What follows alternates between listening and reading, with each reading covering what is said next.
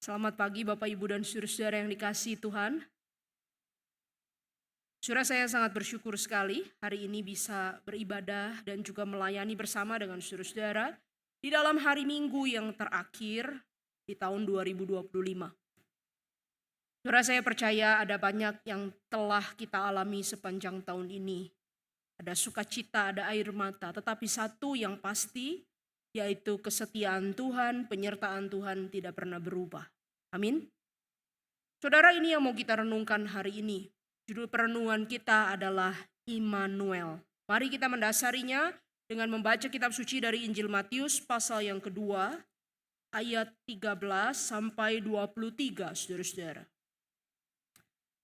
Injil Matius, saudara-saudara, pasal yang kedua, ayat 13 sampai 23.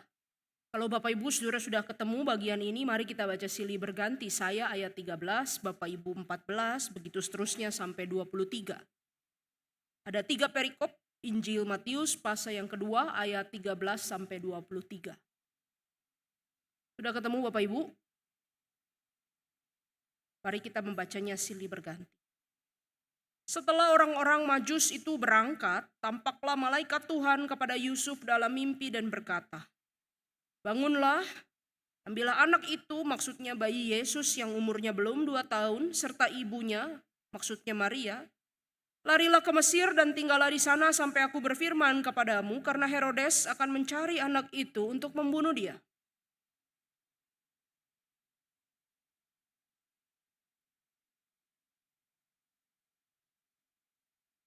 Dan tinggal di Mesir sampai Herodes mati.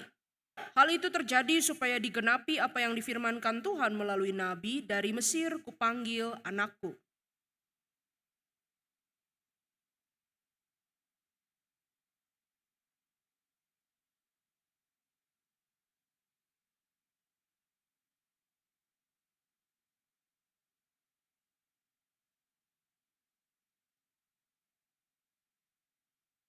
Dengan demikian digenapi firman yang disampaikan melalui nabi Yeremia.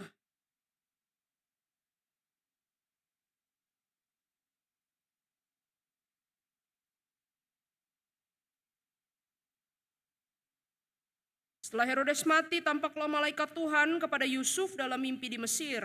Katanya,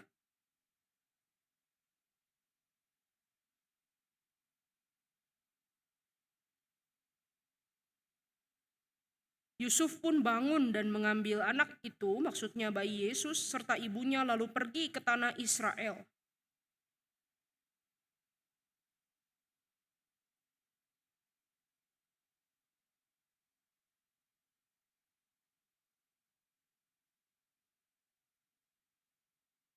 Setibanya di sana, ia pun tinggal di sebuah kota yang bernama Nazaret. Hal itu terjadi supaya digenapi firman yang disampaikan melalui nabi-nabi bahwa Yesus akan disebut orang Nazaret.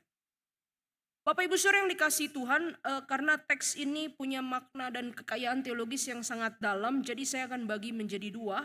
Di KU1 kita fokus pada ayat 13 sampai 18, nanti di kebaktian yang kedua ayat 19 sampai 23, tetapi masih teks yang sama. Jadi nanti kalau saudara ingin mengikuti kelanjutannya, nanti saudara bisa lihat di dalam channel YouTube di rekaman besok, saudara-saudara ya. Izinkan saya memulai perenungan kita pada hari ini dengan satu pertanyaan, saudara-saudara. Apa yang saudara lakukan tanggal 26 Desember kemarin, satu hari sesudah hari Natal? Kehidupan saudara bagaimana tanggal 26 Desember? 2 hari yang lalu. Setelah tanggal 25 kita pergi ke gereja, ikut ibadah, melayani, kumpul keluarga, makan bersama, mungkin juga kunjung ke rumah kerabat atau jalan-jalan. Besoknya, saudara ngapain? Sebagian masih liburan, sebagian liburan di rumah saja. Bagian saya tahu ada yang masuk kerja. Ya. Kalau saudara tanya sama saya, tanggal 26 Desember Karmia ngapain? Jawaban saya sederhana sekali, saudara.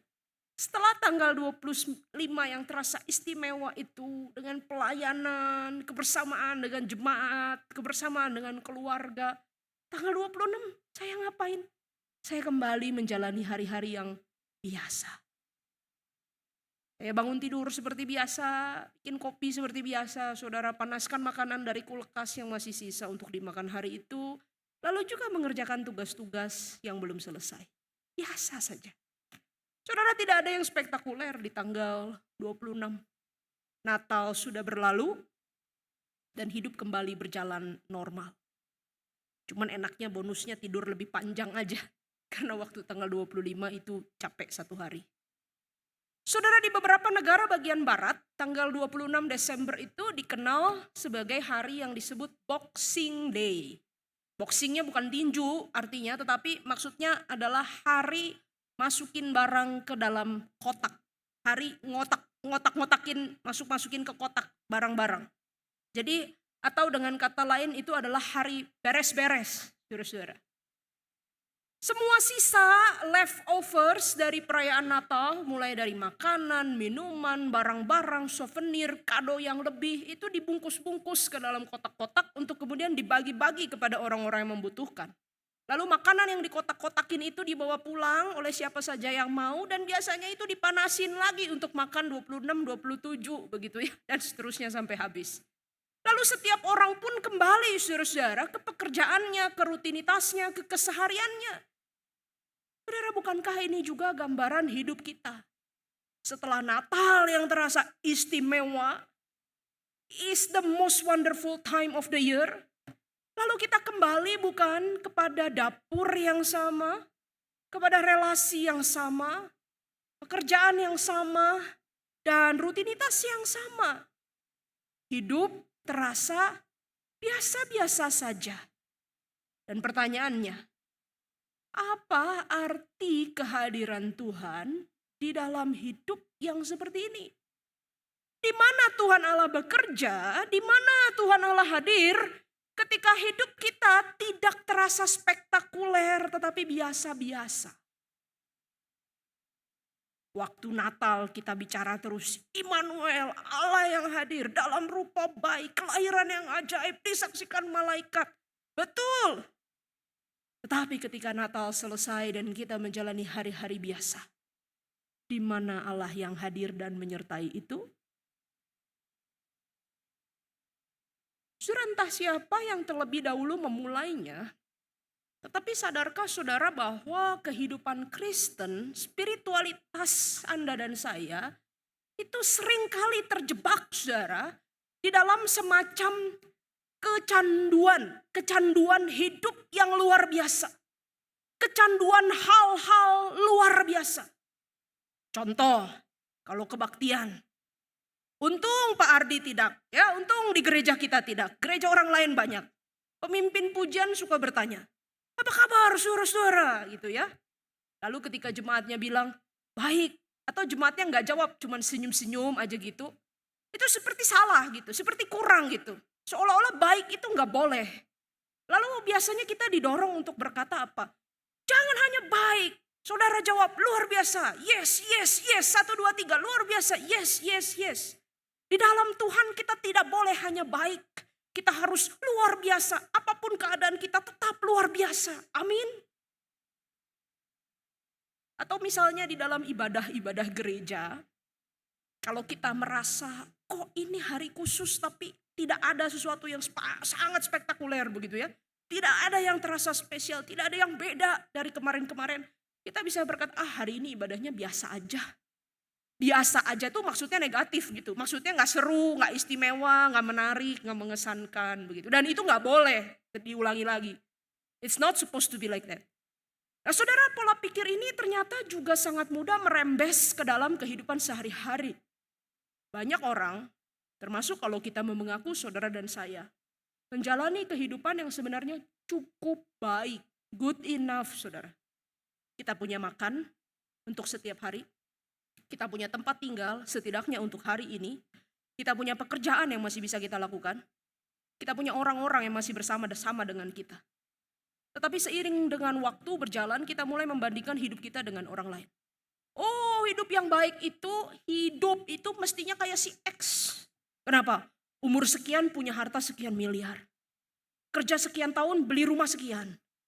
Oh, Kalau keluarga bahagia, keluarga yang harus itu kayak keluarga si B. Kenapa? Liburan ke luar negeri. Keluarganya bahagia, foto di Instagram bagus-bagus. Lalu kita merasa hidup kita sendiri yang sebenarnya good enough itu, cukup baik itu. Kita merasa jadi seperti, kita mah apa, biasa-biasa aja. Jadi salah kayaknya hidup kita, saudara. Saudara, tanpa sadar hidup yang cukup itu jadi terasa kurang. Yang biasa-biasa terasa buruk. Lalu kita pun menjadi seperti anti sama sesuatu yang biasa. Kita berpikir kalau Tuhan itu benar ada, kalau Tuhan betul bekerja di dalam hidup saya, harusnya hidup saya jangan biasa-biasa. Harus luar biasa, luar biasa, luar biasa terus. Kita menunggu yang luar biasa, yang istimewa, yang spektakuler. Kan kalau Tuhan menyertai umatnya, kalau Tuhan memberkati umatnya, selalu harus ada apa? Kebahagiaan, kecukupan materi, kekayaan, kesehatan, kemajuan. Gak boleh ada kebimbangan, kekurangan, apalagi penderitaan. Saudara, Alkitab memang menunjukkan bahwa ada kalanya Tuhan menjumpai manusia melalui peristiwa-peristiwa yang besar dan tidak biasa. Ada kalanya Tuhan masuk ke dalam hidup seseorang dan membuat interupsi. Tuhan masuk ke dalam hidup Yusuf dan menjungkir balikan rencana perkawinannya. Tuhan masuk ke dalam remaja Maria dan mengubah arah hidupnya. Setiap orang yang dijumpai oleh Tuhan Allah pun Alkitab berkata hidupnya itu diubahkan. Perempuan Samaria ketemu Tuhan Yesus di tepi sumur, berubah hidup. Petrus yang menyangkal itu dipulihkan, Thomas yang ragu-ragu itu jadi berani. Ada beberapa kali juga Allah menyatakan kuasanya melalui mujizat-mujizat besar di hadapan umat. Roti dari langit, api dari surga yang membakar korban bakaran, dan seterusnya. Tetapi tahukah saudara bahwa yang jauh lebih sering terjadi di dalam Alkitab dan hidup kita, itu justru sebaliknya. Umat Allah, saudara, baik di masa lalu maupun hari ini, saudara dan saya, itu tidak bergerak, hidup kita itu tidak bergerak dari satu peristiwa spektakuler ke peristiwa spektakuler ke peristiwa spektakuler yang lain, tidak. Hidup kita justru bertumbuh dari apa? Keseharian yang biasa-biasa. Dan seringkali keseharian itu bukan kehidupan yang ringan, bukan kehidupan yang nyaman. Seringkali keseharian itu juga adalah kehidupan yang berat. Ada ketidakpastian di sana, ada rasa capek, ada rasa takut, penderitaan yang kita tidak bisa pilih. Tetapi justru di sanalah, di dalam hidup yang biasa-biasa itu, bahkan juga di dalam hidup yang syarat beban itu, Tuhan hadir dan Tuhan menyertai saudara dan saya dengan setia. Ini yang kita merenungkan hari ini, Bapak Ibu. Tuhan beserta kita, Immanuel. Itu artinya apa? Artinya Dia hadir dalam hidup yang istimewa, dalam hidup yang biasa-biasa, bahkan juga di dalam penderitaan kita. Kehadiran Allah nyata dalam segala waktu dan situasi. Baik di saat senang, di saat biasa, maupun di saat berduka. Saudara, di dalam gereja-gereja yang menggunakan bacaan leksionari, seperti misalnya gereja Katolik Roma ataupun gereja Anglikan, juga beberapa gereja reform seperti GKI misalnya, yang memakai bacaan dari Common Lectionary. Saudara, hari Minggu terakhir di setiap tahun, yang juga adalah minggu pertama habis kebaktian Natal, itu disebutnya adalah Minggu Keluarga Kudus. Bahasa Inggris mengatakan Feast of the Holy Family, Minggu Keluarga Kudus. Yang dimaksud keluarga kudus di sini adalah tentu saja Yusuf, Maria, dan Yesus. Dan juga teks yang menjadi dasar bacaan dari hari raya ini adalah teks yang tadi kita baca, saudara-saudara. Matius 2 ayat 13 sampai 23.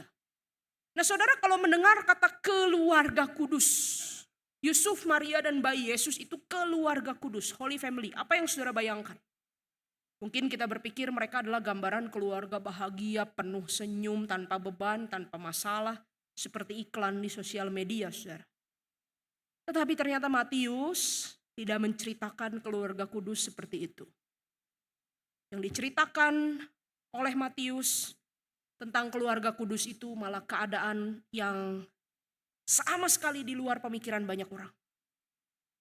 Saudara, Setelah Yusuf itu menaati perintah Tuhan, tetap menikahi Maria, bahkan mendampingi Maria sampai Yesus lahir. Setelah Yesus itu lahir di palungan, di tempat yang tidak proper itu, apa yang terjadi? Saudara, Yusuf dan Maria itu tidak menikmati privilege. Jadi pasutri viral yang masuk YouTube, saudara-saudara. Diwawancarai Densu dengan judul pasutri viral, hamil dari Roh Kudus.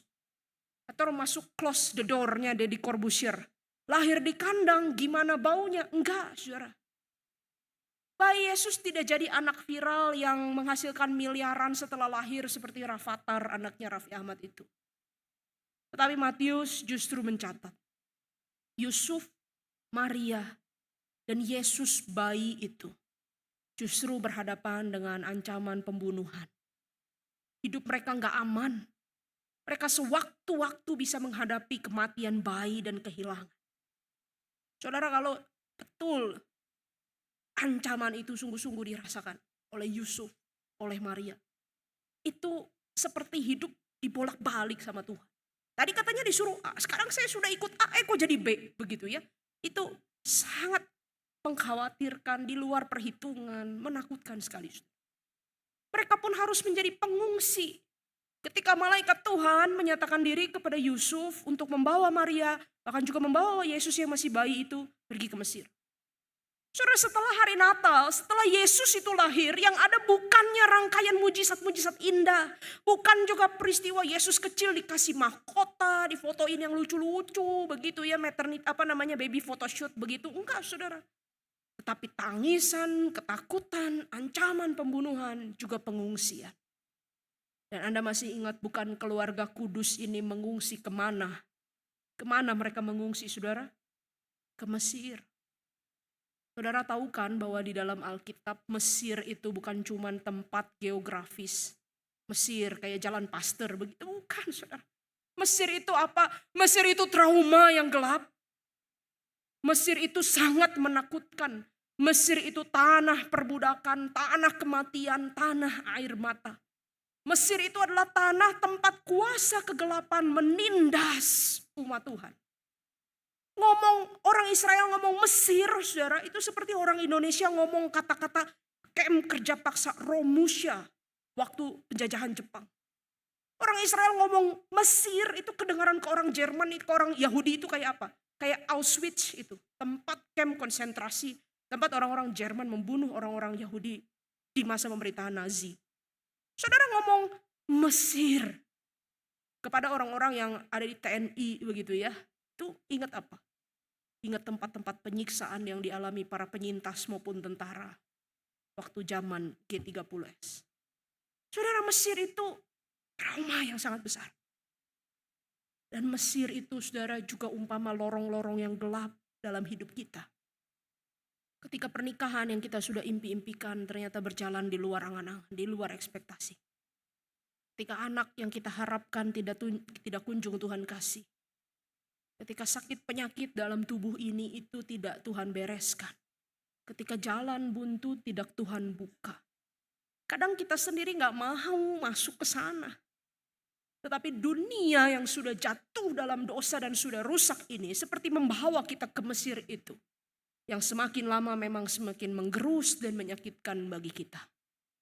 Saudara, Yesus dibawa ke Mesir waktu bayi. Bukan karena dia mau wisata ke sana. Tetapi karena dia harus mencari perlindungan dari ancaman kematian. Sejak bayi Yesus menjadi pengungsi.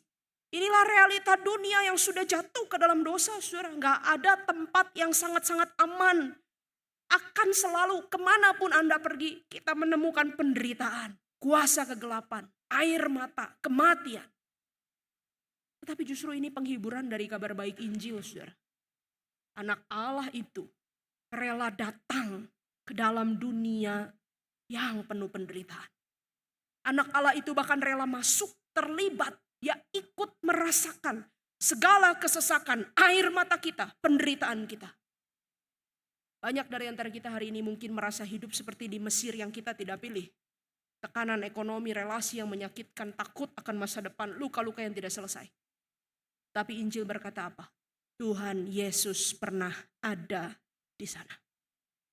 Immanuel, Artinya, dia bukan hanya membuang penderitaan dari hidup kita. Juga bukan hanya hadir di saat-saat kita bahagia dan beribadah. Tetapi Immanuel artinya apa? Artinya dia mau turut masuk ke Mesir itu. Ke dalam penderitaan, ke dalam dosa, ke dalam bahaya maut. Untuk siapa? Untuk saudara dan saya. Immanuel artinya Yesus mendampingi kita. Bahkan di dalam saat-saat tergelap kehidupan. Dan bersyukur kisah kita tidak berhenti sampai di sana, saudara. Matius juga mengisahkan bahwa setelah Herodes itu mati, malaikat Tuhan datang lagi di dalam mimpi, lalu memerintahkan Yusuf untuk membawa Maria, juga membawa bayi Yesus itu keluar dari Mesir. Saudara, waktu Anda mendengar kata keluar dari Mesir, kita ingat apa? Saudara, betul sekali kisah keluar dari Mesir. Kata-kata keluar dari Mesir, itu adalah cerita apa? Cerita bangsa Israel. Allah sendiri dengan tangannya yang perkasa membebaskan Israel dari perbudakan Mesir. Dan Matius sengaja menceritakan ini untuk menuliskan, mengkisahkan bagaimana Yesus itu adalah Israel yang baru. Yesus memulihkan sejarah bangsa Israel dan umat manusia. Saudara, Yesus juga keluar dari Mesir. Itu merupakan gambaran apa? Bahwa umat Allah bukan hanya dibebaskan dari dosa-dosa mereka, tetapi umat Allah juga dibebaskan. Umat Allah bukan hanya dibebaskan dari perbudakan Firaun di Mesir yang jahat, tetapi umat Allah juga dibebaskan dari perbudakan dosa-dosa mereka di dalam Kristus.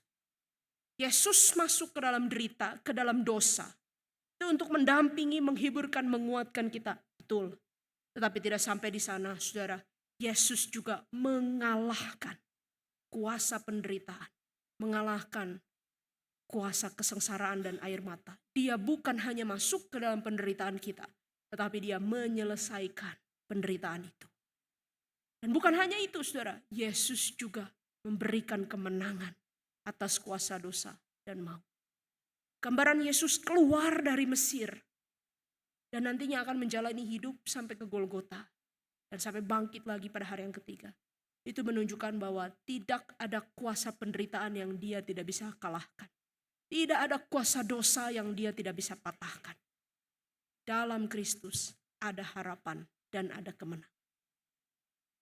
Saudara, penderitaan yang kita alami di dalam hari-hari hidup ini, itu tidak pernah selama-lamanya. Mesir itu tidak akan selama-lamanya. Orang Israel akan melewatinya. Mesir itu akan berlalu dan digantikan dengan apa? Yerusalem. Begitupun hidup saudara dan saya. Kita berjalan ke Yerusalem yang baru. Ketika Tuhan akan datang kembali di tengah-tengah kita. Memberikan kita kehidupan tanpa lagi penderitaan dan air mata. Saudara, sampai itu terjadi, kita menjalani hari-hari hidup yang kadang-kadang istimewa, kadang-kadang biasa-biasa, tapi kadang juga berat sekali, penuh air mata. Tapi kabar baiknya adalah ada Immanuel, Allah yang menyertai dan membersamai. Saudara, Immanuel itu bahasa Indonesia Allah menyertai kita. Seolah-olah kata pekerjaan, Allah lagi menyertai. Tapi sebenarnya kurang pas. Kalau saudara belajar bahasa asli Alkitab, Immanuel itu bukan kata kerja. Kata kerja itu verb, ya. Bukan. Immanuel itu kata sifat. Kata sifat itu kayak gimana? Seperti ini. Kalau bahasa Inggris lebih gampang. Contoh, caring teacher, guru yang perhatian. Itu caring itu kata sifat. Si guru tuh sifatnya perhatian. Gitu ya. Nurturing pastor, pendeta yang menggembalakan gitu. Itu sifat gitu. Nah, Immanuel itu bukan kata kerja Allah lagi menyertai. Bukan. Tetapi ini kata sifat. Jadi terjemahan God with us atau God be with us itu kan seperti ada kesannya ada doing something begitu ya, ada pekerjaan. Sebenarnya terjemahan yang lebih tepat itu adalah with us God. With us God. The God who is and always with us. With us itu sifatnya si God itu. With us itu adalah sifatnya. Dia Allah yang bagaimana? Allah yang with us. Dia gak akan pernah enggak with us. Kenapa? Kalau begitu dia gak jadi Allah. Dia sedang menyangkali sifatnya. Gak bisa saudara. Allah yang kita sembah, Allah Immanuel, adalah Allah yang sifatnya with us, bersama kita. Ini yang sungguh-sungguh menjadi satu kekuatan dalam hidup. Saudara, kalau kita lihat hidup ke belakang, saudara hidup berapa tahun begitu ya, tentu saudara umurnya lebih panjang daripada saya. Bukankah hidup kita itu tidak dibentuk dari titik-titik spektakuler, spektakuler, spektakuler. Spektakuler itu apa? Ya, kalau anak muda spektakuler itu jatuh cinta, itu spektakuler. Putus pacar, itu spektakuler. Lulus ujian, itu spektakuler. Dapat undian, itu spektakuler. Tapi kan kita hidup gak begitu saudara ya. Gak hari ini jatuh cinta, besok putus pacar, lalu besok lagi dapat duit 3 miliar, besok lagi kita beli rumah, rumahnya kecurian, lalu nanti kita dapat Mercedes. Gak begitu, kalau begitu itu kayaknya cepat mati saudara. Kapasitas jantungnya gak kuat saudara. Hidup itu kan lebih banyak, hidup kita hari-hari dibentuk dengan rutinitas yang biasa bukan? Pagi ini bangun, karena hari ini hari Minggu ya Anda ke gereja. Nanti beres ke gereja ada orang, saya tahu beberapa jemaat ya, setiap ke gereja dia udah punya toko langganan yang dia pergi. Ya, saudara ke Westhoff, saudara ke Fore, ya, saudara ke Green Bean, ya, nggak tahu Komingko hari ini Green Bean nggak ya? Canda saudara ya. Nah, saudara ke tempat-tempat yang saudara pergi, nanti siang saudara pulang, lalu besok saudara kerja. Habis kerja besok saudara kalau ada janji ketemu dokter atau olahraga, ya, lalu pulang lagi, Selasa kerja lagi, Rabu saudara ngapain? Ya kerja lagi. Kamis saudara ngapain? Ya kerja. Jumat saudara ngapain? Ya kerja. Hari Minggu ya ke gereja. Nanti Senin depan ngapain? Ya kerja. Nggak ada saudara hidup yang dari satu spektakuler ke spektakuler yang lain. Jarang hidup yang seperti itu. Tetapi tahukah kita bahwa di tengah hari-hari yang biasa begitu, itu bukan tanpa makna. Kenapa? Karena Sang Allah, Dia selalu with us. Dan Allah yang with us itu sudah melewati terlebih dahulu apa yang kita jalankan, apa yang kita lewati. Dan itu membuat hari-hari hidupmu, hari-hari hidupku meaningful, berarti, bermakna, penuh harapan. Termasuk ketika saudara dan saya harus mengalami hidup penuh tekanan dan penderitaan. Bagaimana seseorang bisa bertahan di tengah-tengah penderitaan? Bukan karena dia jadi orang yang sangat kebal, menyangkal semua perasaan, sakit bilang enggak, rugi bilang oh enggak apa-apa terus gitu ya, sedih tersenyum terus, enggak. Tetapi orang menjadi kuat di tengah-tengah penderitaan ketika dia tahu apa? Ada Allah yang bersama dengan saya. Saudara, tahun ini saya dan juga mungkin banyak daripada rekan-rekan yang sama-sama studi di saat kami mengalami satu pengalaman duka yang cukup dalam. Saya secara pribadi, saudara, berduka cukup dalam atas kepergian daripada salah seorang dosen yang kami kasihi, saudara, seorang ibu rohani juga bagi saya. Boleh ditampilkan slide-nya?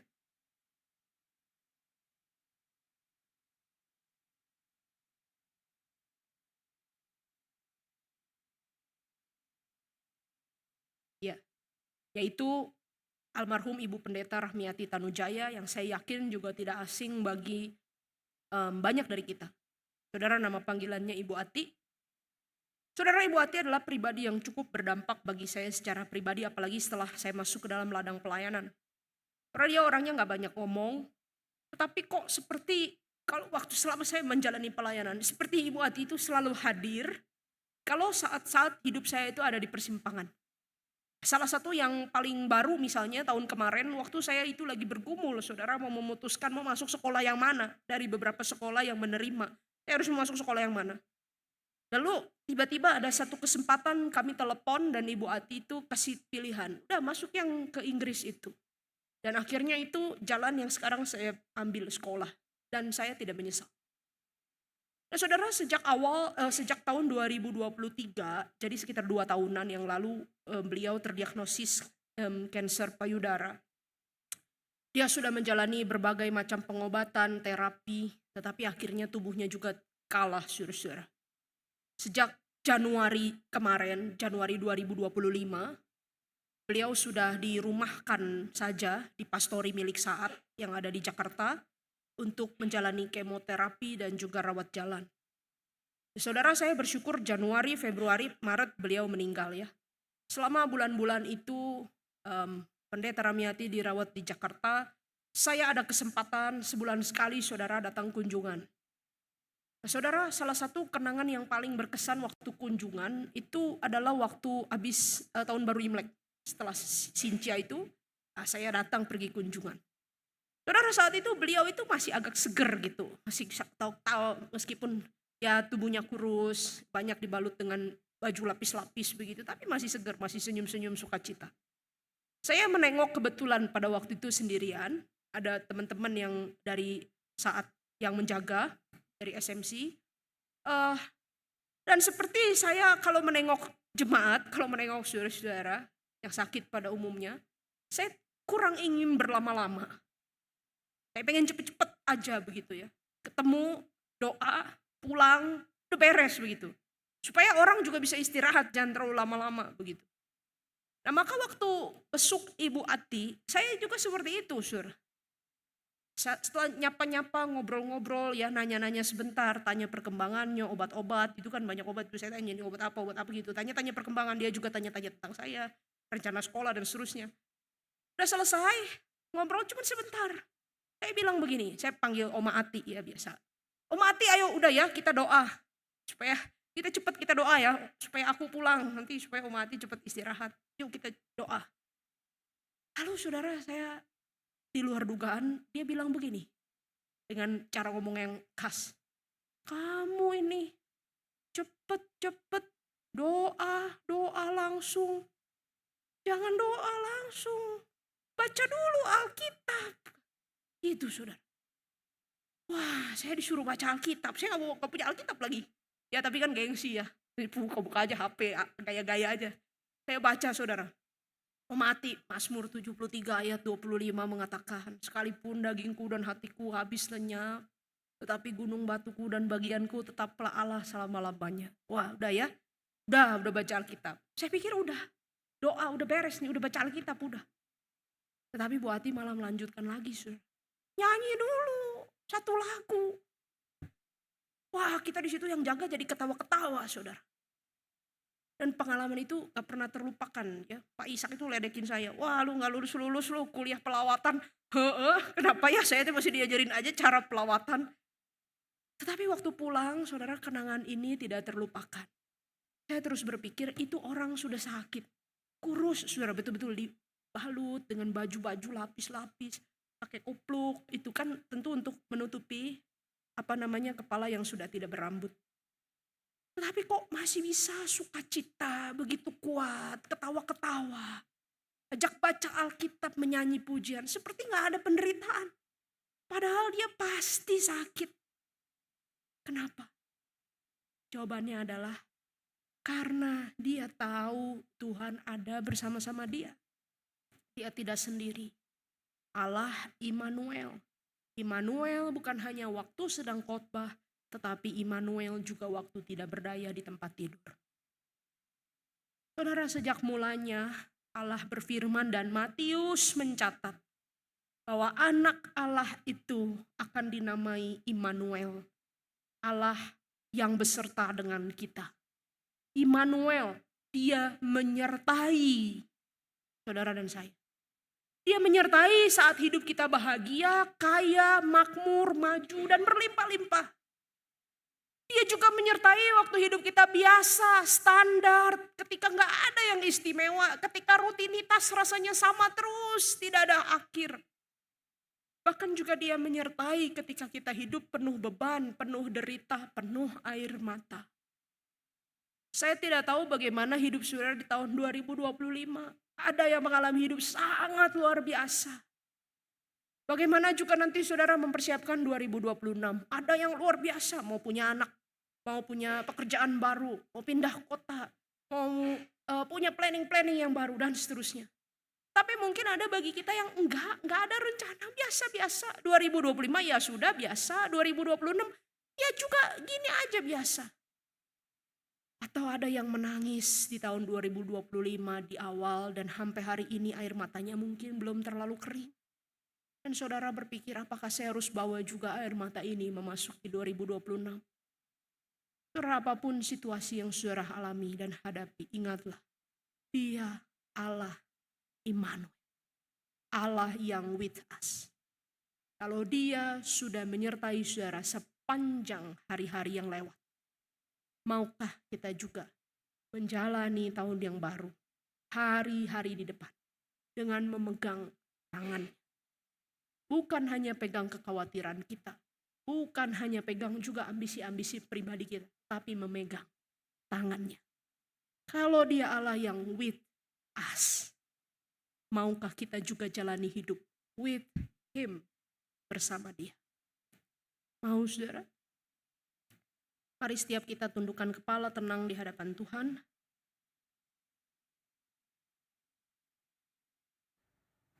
Saya tidak tahu apa yang menjadi pergumulan saudara hari ini. Ada sukacita, ada biasa-biasa saja, atau bahkan penuh penderitaan.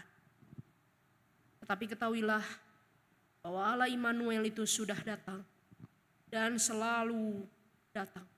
Dia selalu bersama-sama dan menyertai kita, baik di masa yang lalu, masa yang hari ini, maupun juga hari-hari yang akan datang. Silakan berdoa secara pribadi kepada Tuhan merespons berita firman Tuhan.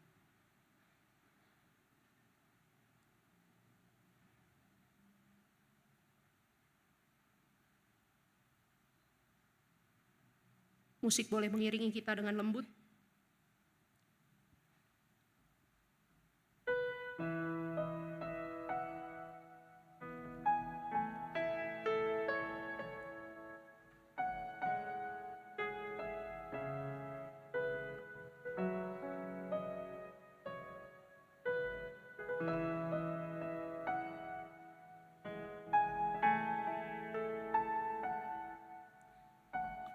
Mari sama-sama kita nyanyikan pujian yang mengatakan Immanuel. Aku datang dan berserah, ku nyatakan Kau yang berkuasa dalam gelap, Kau setia, Kau cahaya hidupku.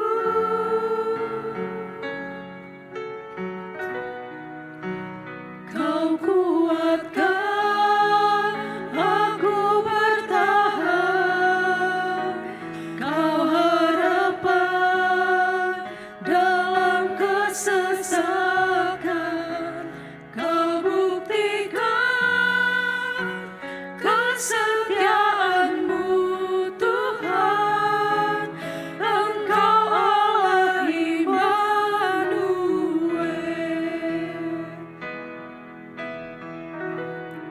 Mari sekali lagi kita katakan, Bapa-Ku datang untuk menyembah, ku nyatakan Kau yang bertahta dalam lembah, Kau sempurna, Kau cahaya bagiku.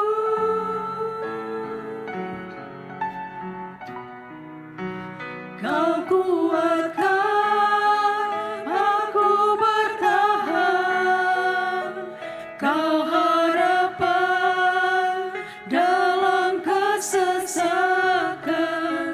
Kau buktikan kesetiaan-Mu Tuhan, Engkau Allah Immanuel.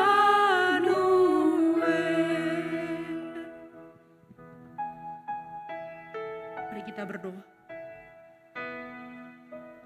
Ya Tuhan Allah Bapa kami yang setia, kami bersyukur untuk firman-Mu yang pagi ini mengingatkan kami bahwa Engkau adalah Allah yang menyertai. Bukan waktu hidup kami baik-baik saja, tetapi juga waktu hidup kami terasa biasa-biasa. juga bahkan ketika hidup kami terasa penuh air mata. Tuhan, terima kasih karena di dalam Yesus Engkau sudah masuk ke dalam dunia yang penuh penderitaan, masuk ke dalam pergumulan dosa, bahkan juga masuk ke dalam mesir kehidupan kami, dan berjalan bersama kami, bahkan membawa kami keluar dari sana. Tuhan, ampuni kami kalau seringkali kami menuntut kepadamu sebuah hidup yang selalu luar biasa, dan lupa bahwa Engkau sebenarnya sudah selalu setia hadir dalam langkah-langkah kecil, dalam kehidupan kami setiap hari. Ya Tuhan, sebentar kami akan melangkah lagi di dalam hidup kami masing-masing, ke rumah yang sama, kepada kerja yang sama, kepada pergumulan yang mungkin belum selesai. Maka tolonglah kami untuk melangkah dengan iman dan harapan. Ajarkan kami untuk percaya janji Immanuel, bahwa Engkau ada bersama kami di setiap musim kehidupan. Di dalam nama Tuhan Yesus Sang Immanuel itu, kami berdoa dan menyerahkan hidup kami. Amin. Tuhan memberkati kita semua.